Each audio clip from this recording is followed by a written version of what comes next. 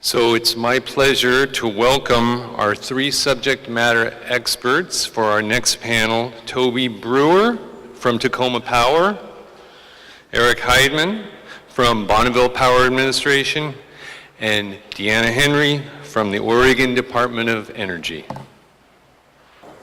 I hope you all had a good break, and I hope you were able to meet and network with people you'll have to work with after a Cascadia earthquake. One of the reasons this event is being held is so that we can exchange business cards and get to know each other here today instead of right after the big one. That's not a good time to find out who your counterparts are. Toby Brewer. So our next panel is made up of three subject matter experts from the energy sector, and each one will provide a 10-minute perspective on achieving the 333 resilience target and give us some ideas on how their organizations and others can take action to better reach the target. Our first speaker today will be Eric Heidmann. He's Chief Security and Continuity Officer of Bonneville Power Administration. Mr. Heidmann oversees physical, information, and personal security programs, continuity of operations, and emergency management. Wow, big job. He has been with BPA for more than 22 years in corporate services, transmission services, public affairs, and continuity of operations. Please help me welcome Mr. Eric Heidmann.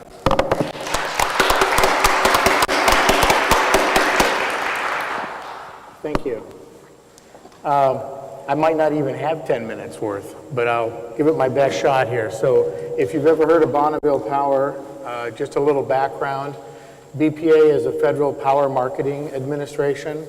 It's a part of the federal U.S. Department of Energy.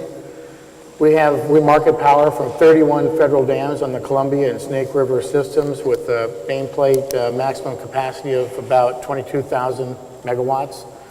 We transmit that power over 15,000 miles of high voltage transmission and about 250 substations in a service territory of about 300,000 square miles here in the Northwest.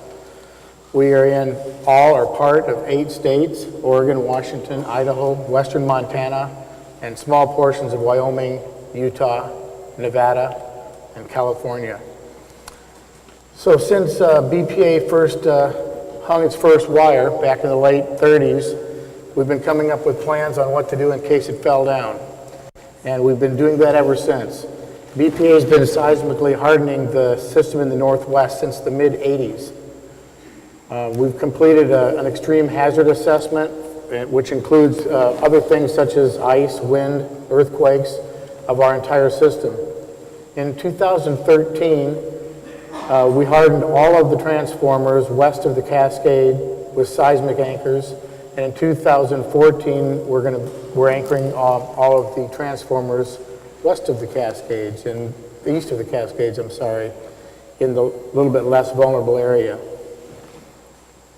So BPA is also seismically hardening or currently retrofitting a number of critical buildings like control centers, control houses, telecommunications facilities, and critical transformer bushing storage. We are conducting seismic vulnerability assessments of some major river crossings in the Columbia and the Willamette River. We've base isolated the first and only high voltage transformer in the US and the first in the world using something called triple friction pendulum technology, which will help isolate any shake on the ground from the transformer itself. And we have an active research and development program that's working on other seismic mitigation options such as the base isolation. We're building an alternate control facility and scheduling facility outside of the quake zone, and that should be done later this year. And we spend lots of time with our staff on personal and family preparedness, making sure that they would be in the best position to come back to work after some big emergency happened. And that's all I have for now. That's a great bunch of things organization are working very hard, and as a Corps of Engineers employee who's one of our big missions in the Corps of Engineers is to produce hydroelectric power, which we then hand off to Bonneville Power Administration. And everyone in this room is very interested in your efforts to make sure that that transmission network is going to work as soon as possible after a Cascadia event. So our next speaker is Deanna Henry from the Oregon Department of Energy, where she is the Emergency Preparedness Manager. She joined the Oregon Department of Energy in 1992, where she manages the nuclear, petroleum, and liquefied natural gas emergency preparedness programs. She works with industry, the federal government, 14 western states, Oregon state agencies, and local emergency response organizations to ensure that our region is prepared to respond effectively to energy emergencies. Ms. Henry? Just a little bit about our agency. I'm going to speak specifically to you about the fuel sector. It's our responsibility to ensure that even in a worst-case accident, that we can work with the companies that supply Oregon with fuel, that they can provide adequate supplies to our emergency services and our critical essential services providers to protect health and safety and to restore critical infrastructure. So our plan is not originally geared towards responding to a catastrophic event. We know who our 36 county customers are. We know what state agencies need fuel from us should there be a disruption regardless of the cause. But in light of a Cascadia quake, Oregon's very vulnerable. We import 100% of the fuel that we use in Oregon. They come from 4 refineries in the Puget Sound area of Washington State. So it's a 230-mile pipeline that provides 75% of our fuel. So should we have a Cascadia quake, we can expect widespread damage on that line, and our primary supply and transportation route will be shut down. And the remainder of our fuel comes by waterway. Ships bring in refined product to 3 docks at the Phillips 66, Chevron and Kinder Morgan docks, and they're a stone's throw away from one another. And during Dogami's 2010 assessments, those docks are old and aging, and they are not expected to withstand ground movement or shaking. So Oregon's supply would be completely cut off. So looking at the 333 resilience targets, to expect fuel supplies and deliveries to emergency services within 3 days is not reasonable. Many challenges face us, because the bottom line is our operators will be focused on safety of their families initially, and once that occurs, then the question becomes, can they get access back into their facilities, and is it safe? And once they get back into the facilities, they do require power to do damage assessments. And talking to our terminal operators, they say it will take 24 to 48 hours for them to complete their assessments to determine whether they can even restart their facilities, and then to what capacity. And so we've already talked about the supply issues. There will be no supply coming into Oregon after a Cascadia quake.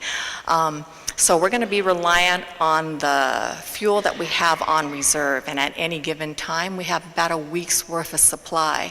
But also in the 2010 assessments that Dogami completed, out of the hundreds of tanks within the 6-mile area in the Port of Portland, only 3 tanks are evaluated to be able to withstand ground movement, ground shaking, and liquefaction to even survive. So, New Star in 2007 built 2 new tanks, and they did something pretty amazing. Before they built those tanks, they did ground remediation to strengthen and improve the ground underneath these tanks. So those 2 tanks are expected to survive. And then in 2010, while we were doing our assessments, Chevron was building a new tank. They opted not to do ground remediation, but what they did was address liquefaction, ground shaking, and movement through the design of their tank. So those 3 tanks are viable, but Dogami is hoping that even in a worst case Cascadia quake, that there will be islands or pockets of tanks that had survived the quake. But then it comes to, even if we had supply, there's going to be widespread damage to roads and bridges, so fuel deliveries would be unreasonable within 3 days of a Cascadia event. So those are the kinds of things, and I was so hoping that Matt's mistake of having the 3 months for getting to pre-emergency supply levels was actually what we were working with, but 3 weeks is unreasonable to think. At 3 weeks, at 3 weeks to provide any, I guess, pre-disaster service levels is stretching it. I think at three weeks we would be working with the companies and FEMA and the U.S. Department of Energy and multiple other agencies to try to bring fuel in from outside of the region. We'll be operating from temporary locations that Dave Stuckey and also the Washington State Director had said as well. And we work with the National Guard to know that they have capabilities to set us up some mobile or portable tank farms at temporary locations strategically placed. So within 3 months, boy, that's reasonable to expect that our terminals might be back into operation or at least to some capacity. So 3 months is great because I think we would have a compromised system, but we could have those pre-emergency service levels. And then just looking at the 3-year target to improve infrastructure to a new norm, it's hard for me to say, but I think we have to start somewhere, and 3 years is as good as any. And here are some of the improvements that must be made in the petroleum sector to ensure that we have a more robust and resilient system, and that's as the companies are rebuilding their facilities, they do have to take into consideration ground remediation to strengthen those, the ground underneath their tanks and other critical systems. Everything else would just be a Band-Aid if the ground is not strong enough to withstand the liquefaction and ground shaking. And the docks, as companies are thinking about rebuilding their docks, they need to specifically address their design of these structures to ensure that they can withstand ground shaking and movement, regardless of whether they want to use reinforced concrete, steel, or wood. It has to be ground movement, and shaking has to be addressed. And the pipelines, as pipeline operators are considering rebuilding pipelines, again, they have to be rebuilt, those damaged portions, to withstand ground movement. They should consider stronger and thicker steel. And one of the assessments that Dogami did, very vulnerable portions of the pipelines are under river crossings. And so as those portions of the line are rebuilt, it should be rebuilt to withstand ground movement, as well as, gentler slopes, so they can prevent those angles that would cause stress concentrations under those river crossings. So these are not new recommendations. The companies know about these recommendations, but bottom line is ultimately it's a business decision that these companies will have to make. And for the most part, at this point, that's just not where their investments have been. And it's certainly beyond our agency's authority to require that of them. Thank you. Thank you, Deanna. Appreciate that. So that's a little scary, that assessment, but it is where we are now. And today, during our breakout sessions, I'm hoping that all of us here can think about those roadblocks, some of which Deanna just mentioned, those roadblocks to having our emergency services up in 3 days, and then having some level of services, fuel and water and transportation, so that our businesses can get back into business, even if it's at a reduced level, and then that longer term improvement for future events. So think about this during the breakout sessions about identifying the roadblocks to achieving those targets, and then brainstorming some solutions. And as a civil engineer, I tend to go straight to the infrastructure. Let's do a project. I love projects. But projects are very expensive. That's one way to address this, but there are other things that we need to do. Dave Stuckey mentioned a couple times this morning contacting your legislative representative and voicing your opinion and your ideas. And the people in this room are the right folks to write letters, write emails, get on the phone, and let our elected representatives know about this issue that we are all very familiar with, but many people outside this room are not as familiar with the issues as us. And so we need to spread that knowledge and that concern so that we can move our region in the right direction on this. So our next speaker is Toby Brewer. He's the Chief Dam Safety Engineer for Tacoma Power. He graduated from Gonzaga University in 1988 with a degree in civil engineering and a shiny new commission in the U.S. Army to go with that degree. And then he joined Tacoma Power after several years on active duty. And in 1997, he started working for Tacoma Power. He's a licensed professional engineer in Washington State, and he's been serving as Tacoma Power's Chief Dam Safety Engineer since December of 2006. Mr. Brewer. Well, thank you. After hearing Oregon and the liquid fuel dilemmas, I want to say our electrical system, our dams, I'm confident are much better shape than that. Tacoma Power has 7 dams, to include the Mossy Rock, which is down here on the Cowlitz River at 606 feet tall. It is the state's highest dam. If it were to go, it would be a world of hurt. A lot of people downstream would be in a real world of hurt. The good news is our dams, like all of the dams I'm aware of out in the electrical industry, have been analyzed to withstand not only the Cascadia type event, but a local event, earthquake event, and what is the crustal earthquake event. And in our case, except for the Wainuchi Dam, which is out above Montesano on the Olympic Peninsula, all of our dams are actually controlled. The controlling earthquake would be the local or the crustal event. As you get farther away from the coast and the subduction zone, the ground accelerations decrease enough that as we get back in here where our dams are located at, the ground acceleration isn't that large, but it does go on for much longer. But for the concrete dams, they'll just sit there and rock back and forth. And so it's a little weird to sit here and think about Cascadia is bad, but we also have to keep focus on the local, the crustal event. What could happen as a result of a Mount St. Helens spurring a earthquake in my backyard right there beside Mossy Rock Dam? Our other dams, we've got Alder and LeGrand up on the Nisqually River. The Nisqually River comes straight off of the Nisqually Glacier. So what happens if we have a lahar come down? Those are some of the other instances that we as electrical utility, we've studied, we've looked at, we've got plans for.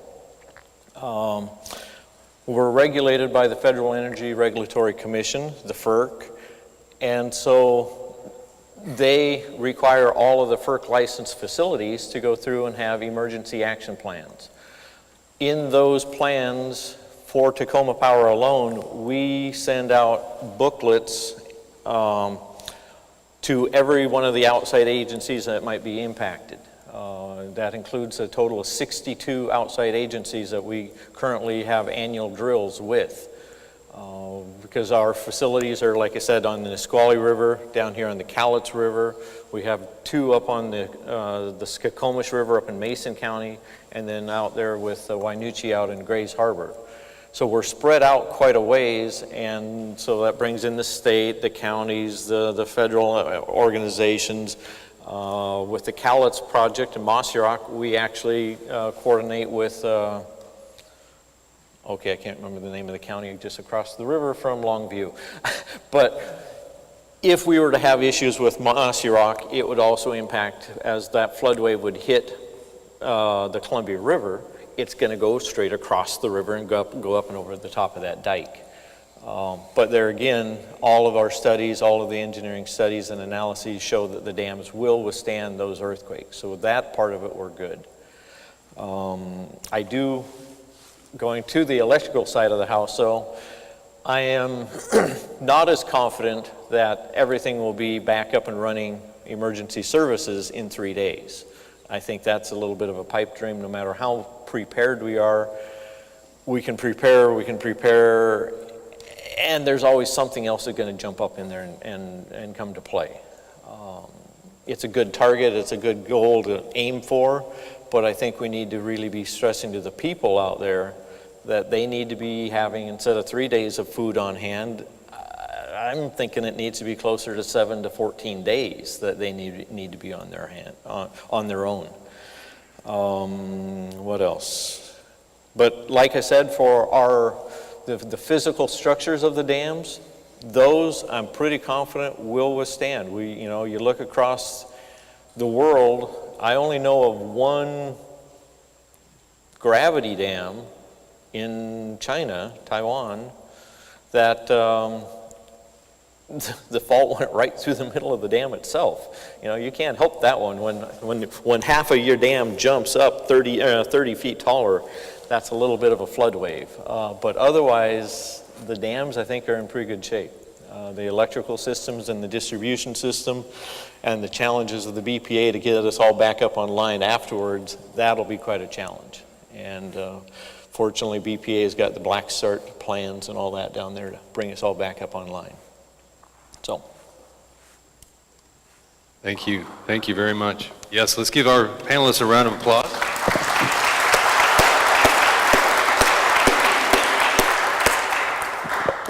So we have time for a number of questions, and Jenny Bittner is going to grab that microphone right there and turn it on.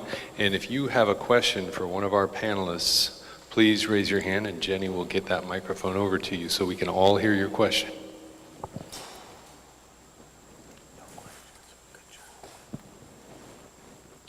No questions? Oh, there's a question. Good, good, good, good. This question is for Deanna on fuel supplies. I think some of our assumptions as usage will be much lower, and I think we've taken a look at trying to make up some of those supplies out of the Tri-Cities area with a couple of pipelines to feed into that. Can you comment on that a little bit? Yeah. I think it's on there. Oregon does also get less than 10% of their supply from a source from Chico, California to support communities in Southern Oregon, as well as there's a pipeline that goes into Pasco, Washington that brings product into Eastern Oregon communities.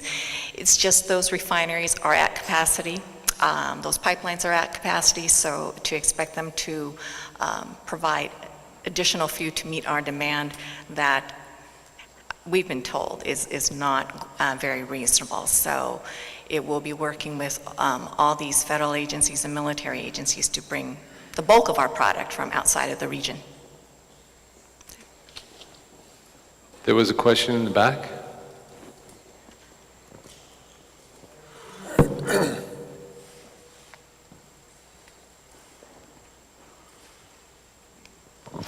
Good morning.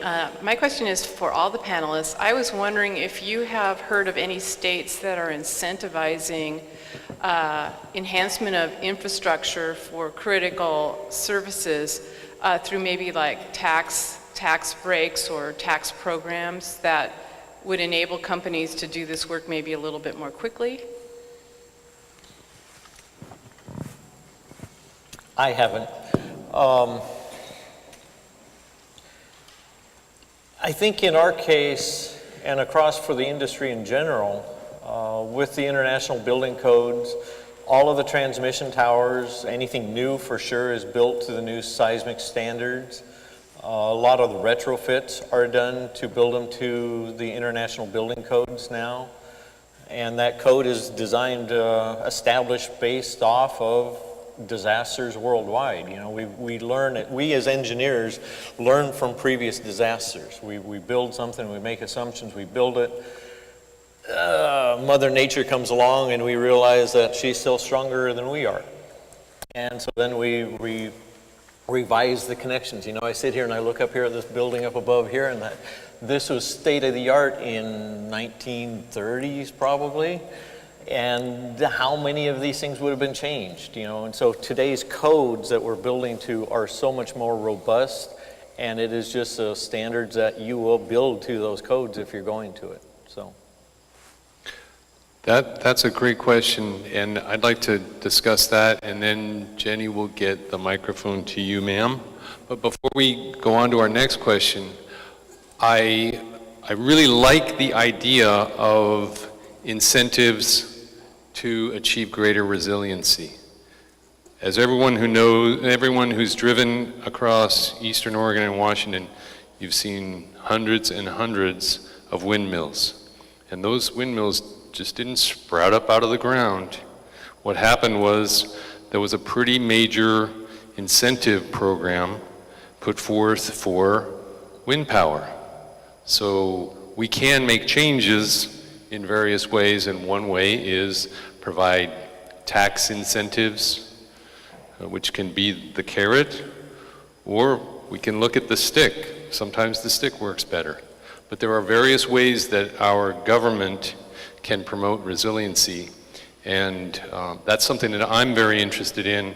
I'm interested in the public policy aspect of resiliency and what we can do through government, through building codes, through other organizations to promote resiliency. So great question. Hi, Chris Browning with Smith Browning Consulting. My question to you is as we become more sustainable in our smaller neighborhoods and our groups of neighbors, say for instance my neighborhood has 6 houses that have solar generating situations going on board, are you considering using or tapping into maybe those smaller, say public or private energy sources when you're coming to these 3-day and 4-day turnarounds to get services back up? Can we look forward to being part of that reinstallation of power? Do you want to grab that one? Well, we are not a distribution utility, so we don't deal with any kind of like our normal utilities, like Tacoma Power is a distribution utility. However, I have a solar system on my house, and most of them don't have any storage. They depend on feeding back into the grid. And so if the grid is compromised, or if the distribution utility itself is compromised, it's still not going to help you unless you have some kind of a storage solution, as far as I know. The other thing I'm going to add in here, and Avista, help me out if I'm wrong here. I got some linemen down here that I'm relying on here that I just met. One of the challenges when you do have a major blackout, power outage of some form, ice storm, windstorm, whatever, is a life safety of the utility, the linemen, making sure those lines are dead. And so the challenges that they have is all of us go out and buy these EGs and hook them up, and we incorrectly wire them into our house. They come up and they think that line is dead, and all of a sudden they grab onto this dead line and they become dead. So the solar panels themselves, hopefully those will be in a disconnect mode somehow to keep them off of the grid so that the life safety of the workers out there trying to get the main system back up and running are not putting themselves at jeopardy, because I guarantee you if one of them gets zapped, your whole little area is going to be put on the back burner for a while. It occurs to me, and I was thinking about Oregon's fuel supply and this trickle coming in the east and the south, and 3 tanks available. It never occurred to me before, but obvious solution that has been used historically is called rationing. Are there any standby procedures, framework for rationing what supplies are available in that aftermath for some period of time until supplies approach normal. Anywhere, not just Oregon, but everywhere. I work with my counterpart in Washington State as well. There are fuel rationing plans, and that's actually where our strength is. But fuel rationing, or we call it fuel allocation, it's difficult because restoring the petroleum infrastructure is so largely dependent on viable roads, telecommunications, and power. So without that, we are fuel rationing because we have a 3-tier approach to getting fuel to first emergency services. So tier 1 is law enforcement, medical services, and fire. And tier 2 is all those essential services sectors. So all those critical lifelines, transportation, electricity, wastewater, mass care, all those. So there is a tier and there is a priority, but when we have such a large-scale event, it's going to take FEMA, the 2 states coming together to establish what those priorities are. Thanks, Deanna. Thank you. There was an earlier question about if there were any state incentives. One of the things, California just yesterday approved $415 million as part of their California Self-Generation Incentive Program for what they call behind-the-meter storage, fuel cells, wind, and turbines. So they are looking at storage, and one component of this whole issue, it ties in with solar, but also electric vehicles that the Nissan Leaf has a 24 kilowatt hour battery, while the average home uses a bit more than that, but that's a day's worth of electric power at regular usage for a common home. A Tesla would have 2 or 3 days worth. There are systems already available in Japan that are not widely deployed here yet, where you can backfeed your own home through a transfer switch, just like if you had a portable generator, so you're not backfeeding the grid. And those are things that we need to look at in terms of incentives and encouraging people that they can have personal preparedness. And part of the smart grid discussion is if they are, as the number of vehicles increase from tens of thousands, hundreds of thousands to perhaps millions of electric vehicles, that represents an incredible amount of energy that could be available and transportable. Any comments on that? So you may have heard Lee Hall from Bonneville yesterday talking about smart grid. So that all those technologies are emerging, and they're probably very effective unless the grid doesn't function right. So you still have to have the grid still has to be able to be turned on to tap those resources and put them back into service, as far as I can tell. Again, I'm not a distribution utility. And my background is on dams, so I know enough about the electricity to know that if you touch it at the wrong time, that kilowatt bug is going to bite and it's going to really hurt. So I stay away from him. Well, we have time for one more question up here, and then I'll do a little close. And I think some lunch over there, which is a beautiful thing. So we'll have one more question and a close, and we'll break for lunch. I would direct this most likely to Mr. Heidmann and possibly the other gentleman here concerning, the Cascadia event is probably the most likely catastrophic event we would have. But there could be other things that come up, the 500-year earthquake, like what happened in the central part of the United States and the Mississippi flowed backwards. Looking at, we are a hydroelectric state. Is there an assessment that has been done by the federal government or a cooperative effort between BPA, Corps of Engineers, and all of the county PUDs to look at the structural integrity and are these things going to hold together if something besides the Cascadia happens? Because they're really a series of dominoes. And I'm thinking specifically, and of course this I think is Grant County, the Wanapum Dam, the issues that Wanapum Dam has. I'm assuming there has, but what has been done, do you know, to take a look at all of I don't know how many, couple hundred dams we have in this state, but to look at where there might be a weak point in the system, because if one goes, you're going to go like this, I would think. So I probably can't address directly an assessment on the integrity of the dams themselves, since they are owned and operated by the Corps of Engineers and the Bureau of Reclamation. Maybe Matt has some more insight on how that assessment's been done. Our role in this is to market the power from those generation facilities. So as Toby mentioned, the dam, from my knowledge of structural integrity of Corps of Engineered dams, which I got from Dave Schofield, who's one of our panelists this afternoon in the critical energy infrastructure breakout session. My understanding is that, similar to Tacoma Power, the dams that the Corps of Engineers owns and operates in Oregon and also spanning the Columbia River into Washington are that we are not real concerned about structural failures of those dams that would result in massive flooding. We think that because of the preliminary assessments that we've done so far, and because of the more detailed assessments that we're conducting at this point, that our dams are structurally in pretty good shape for a Cascadia event. Our concern is more with the loss of our ability to push power out over the grid, because the grid most certainly is going to go down, and various components in our electrical generation infrastructure that are not going to work immediately following a quake. And what's our task, or our tasks, to get our electrical production equipment back into operation, and then working with BPA to be able to push that power out to the people that need it.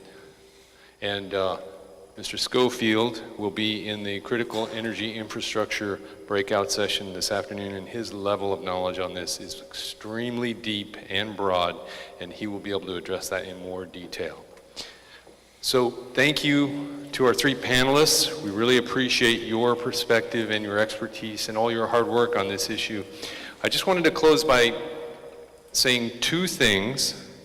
First, Allison Perch, who's also going to be on the critical energy infrastructure panel, mentioned that the International Building Code and other codes are written for the preservation of life safety, not for the delivery of services that we're used to that get us to the standard of living that we're at. And so, in your breakout sessions after lunch, please keep that in mind and think about the 333 resilience target, which doesn't say only that we don't have people die. The 333 resilience target is making sure that our emergency services can operate within 3 days. And to make that happen, our emergency services are going to have the ability to operate independently. And then to get our services out to the wider community so that we can have some level of economic activity within 3 weeks. Otherwise, those businesses are going down. So those are the things that I would like you all to consider during the breakout sessions, and to provide feedback to our moderators, because we are trying to, as a result of this day here, is to provide some input to the Washington and Oregon Departments of Emergency Management and to our legislators and to other folks out there, because there's a lot of knowledge in this room, and we want to get some feedback to people about how we can make our region more resilient. And the other thing I wanted to mention, and I basically touched on it, was that the 3-day target is very short. But that target is for our emergency responders to be able to operate so that they can address everything after a Cascadia earthquake. And they will have to have enough supplies and equipment and the ability to operate even if the grid is down, roads are down, comms are down. Our emergency infrastructure needs to be in place so that we can respond within that 3-day period, and sooner if possible. And then the other thing is that several people have mentioned is that for all of us to only have 3 days of water and food at home it's not enough. So think about that tonight when you get home. Look around and ask yourself, could I go for 2 or 3 weeks without any water, without any electricity, without any gas? What kind of condition would I be in, and what kind of condition would my family be in after 3 weeks of nothing from the outside? And make sure you have a shovel for the latrine. All right, thanks everybody.